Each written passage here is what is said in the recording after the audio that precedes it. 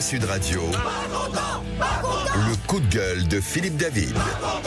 Comme d'habitude, je vais remettre le clocher au milieu du village, un village qui se trouve dans le 8e arrondissement de Paris. Pourquoi le 8e arrondissement de Paris? Parce que c'est là que se trouve le siège du magazine GQ, magazine masculin consacré à la mode et à la culture, et qu'un des 8 vainqueurs du trophée des hommes de l'année 2025 m'a semblé pour le moins scandaleux. Ainsi, un des 8 vainqueurs est le streamer Amine, dont le magazine dit sur son compte X, je cite, de Twitch à Instagram en passant par X où il s'est d'abord fait connaître, Hamid Mohamed Amin Mahmoud s'est imposé en moins de 5 ans comme l'un des visages phares de la nouvelle génération. Malgré cette ascension, le natif de Drancy, Seine-Saint-Denis, veille à garder les pieds sur terre, un principe qu'il répète tout au long de notre entretien. Jusque-là, rien à dire, sauf que des tweets de l'intéressé sont ressortis.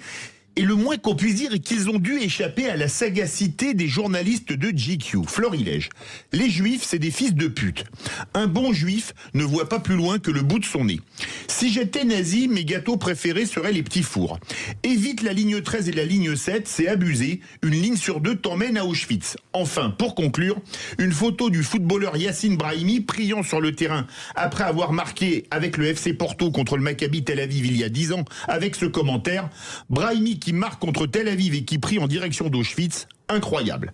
Bref, des tweets au sujet desquels le meilleur avocat du monde aura du mal à faire croire qu'ils ne sont pas antisémites. Mais, quitte à rester dans le pathétique, ceux qui dénoncent ces tweets se font accuser de racisme et d'islamophobie, comme notre vraie voix Françoise Degois ou le journaliste Lucas Jakubowicz que vous retrouvez chez Valérie Expert. Bref, l'inversion accusatoire est totale, mais j'aimerais savoir comment une personne qui a commis des tweets qui auraient pu lui valoir le titre d'homme de l'année dans Je suis partout en 1943 a pu recevoir cette récompense dans GQ en 2025.